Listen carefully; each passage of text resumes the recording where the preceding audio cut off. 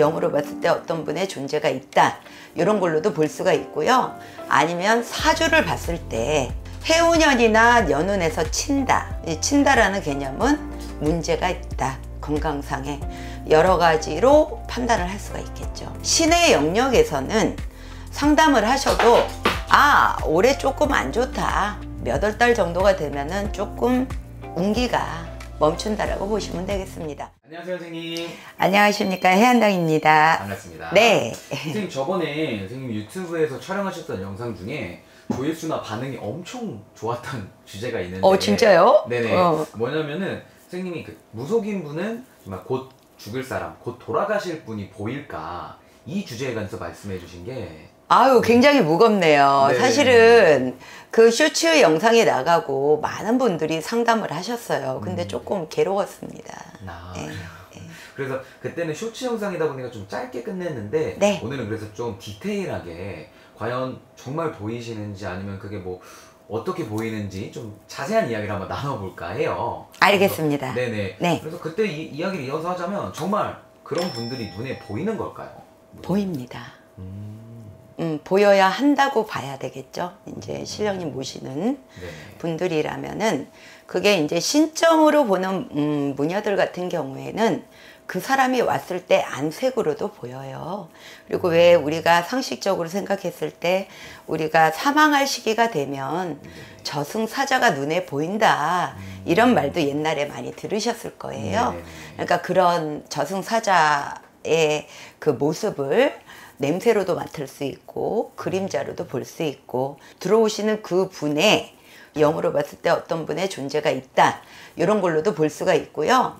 아니면 사주를 봤을 때 해운년이나 연운에서 친다, 이 친다라는 개념은 문제가 있다, 건강상에 여러 가지로 판단을 할 수가 있겠죠. 그러나 저번에 쇼츠 영상이 나가고 제가 고민했던 부분은 뭐냐면요, 신령님 이렇게 그 만신들이 지켜야 되는 룰이 있다고 저는 봅니다. 그러니까 저희 신령님 같은 경우에는 그러니까 사람이 사망할 수 있는 날과 시를 알고는 있지만 발설은 하지 마라. 이유 첫 번째, 모든 인간 세상에서는 인간들의 유형이 다방면으로 많이 있습니다. 그런데 사망하는 일시를 알려드리면 그 안에서 나쁜 짓을 하는 사람도 많이 있어요. 에이씨, 어차피 죽을 건데. 그렇기 때문에 신의 영역에서는 상담을 하셔도 올해 조금 안 좋다, 몇 월 달 정도가 되면은 조금 운기가 멈춘다라고 보시면 되겠습니다. 요 정도로만 말씀드리는 거를 조금 이해하셔야 됩니다. 네. 그게 보이신다고 고지고대로 말하기는 약간 또. 그렇죠. 네. 그거를 또 한간에 얘기 듣기로는 어떤 무당 선생님들은 또 악용을 하시는 분들도 있어요. 예를 들어서 너희 자녀가, 아니면 너희 남편이, 아니면 너희 부인이 이렇게 된다, 뭘 해야 된다, 그거는 이제 조금 피하셔야 되지 않을까라는 게 저희 생각입니다. 알겠습니다. 네. 그리고 그때 또 이어서 말씀을 해주신 게, 돌아가신 분이 꿈에 나온다면 그게 어떤 의미일까, 이런 이야기도 선생님 한번 해주신 적이 있나요? 돌아가신 분들이 꿈에 나온다 그래서 꼭 나쁜 영향은 미치는 것은 아닙니다. 어떤 자녀가 걱정이 돼가지고 조심해라 라는 정도로 보여질 수도 있는 거고요. 돌아가신 분이 꿈에 나와서 안 좋은 현상은, 예를 들어서 내가 중요한 어떤 결정, 아니면 중요한 만남, 중요한 일을 앞두고 있는 가운데 2, 3일 전에 선몽에서 돌아가신 분이 나오셨다. 그런데 인상을 쏘고 계신다. 이럴 경우에는 그 일을 하지 말라는 징조로 보시면 됩니다. 그런데 아무 일도 없는 상황에서 돌아가신 분이 꿈에 나와가지고 나랑 소풍을 같이 가자, 얘야, 내가 외롭다, 이러면 위험한 상황입니다. 왜냐하면 저승길을 같이 가자고 하는 의미일 수도 있어요.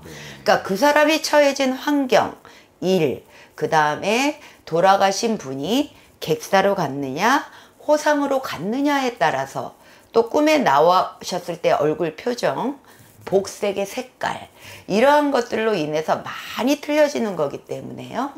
그럴 경우에는 가볍게 상담을 하십시오. 그러다 보면 내가 처해진 환경하고 꿈으로 선몽을 받은 것이 어떤 영향이 있는지는 정확하게 알 수가 있습니다. 알겠습니다. 네. 좋습니다. 그럼 오늘은 전 선생님이 또 이야기해 주셨던 거에 반응이 너무 좋았어서 네. 좀 길게 한번 이야기를 나눠보았는데 그 중에서 제가 네네. 객사, 네네. 그러니까 예상치 못했던 죽음 있잖아요. 네네. 요게 이제 제가 제일 말씀드리고 싶은 부분이에요. 우리가 나이가 들면서 병에 걸렸어. 병에 걸렸으면은 살아나느냐 죽느냐 기로에 있잖아요. 그렇죠. 요런 거를 제외한 객사. 예기치 않게 들어오는 죽음. 갑자기 교통사고를 당한다든지 등산을 갔다가 낙상을 한다든지 바다에 갔는데 갑자기 사고가 났다든지 이런 객사의 위험이 제가 제일 먼저 걱정을 하는 부분인데요. 네네. 이거는 우리가 해마다 어떤 자녀나 남편이나 나를 위해서 점사를 보잖아요. 연초가 되면. 네네. 그럴 때 충분히 나올 수 있는 부분입니다. 언제라도 상담을 통해서 나올 수가 있는 부분이에요. 그 안에 반드시 유념해야 되는 상식적인 부분이 있다면 삼재가 있으신 분. 삼재가 있으신 분들은 제발 좀 상담을 좀 하세요. 그러니까 아군이 겹친다는 거는 첫 번째 조건이 나에게 삼재가 들어온다. 그 다음에 앞에 숫자가 4자에서 5자로 바뀐다. 5자에서 6자로 바뀐다. 앞에 숫자가 바뀐다. 그 다음에 내가 다른 데서 상담을 보다 보니까 대운이 들었다고 한다. 이런 세 가지 유형의 분들은 반드시 상담을 하세요. 그러면 그 해에 나에게 사고수가 있느냐, 아니면 어떤 사고를 조심해야 되느냐, 그 다음에 비명행사 할 운이 있느냐. 이거는 뭐냐면 갑자기 변화되는 속에서 나에게 안 좋은 영향이 미치는 거거든요. 그 다음에 조건, 3년 이내에 집안에 상문이 일어난 집안이 있느냐. 3년 이내에 상문이 일어났는데 그 다음 해에 누군가 반드시 사망을 하셨다. 이럴 경우에는 사자상문이 벗겨지지 않는다라는 의미가 있습니다. 그럴 경우에는 줄초상 난다는 거거든요. 이런 케이스일 경우에는 일대가 면쪽하는 것까지 제가 본 적이 있어요. 그러니까 이 부분에 해당되시는 분들은 반드시 상담을 통해서 피할 수 있는 아군을 조금 벗어나셨으면 좋겠다라는 게 제가 부탁드리고 싶은 말씀입니다. 알겠습니다. 네. 좋습니다. 그럼 오늘도 이렇게 너무 좋은 말씀 감사드리고요. 네. 다음에도 이런 주제가 있으면 가져와서 같이 이야기 나눠보도록 알겠습니다. 하겠습니다. 감사합니다, 선생님. 감사합니다.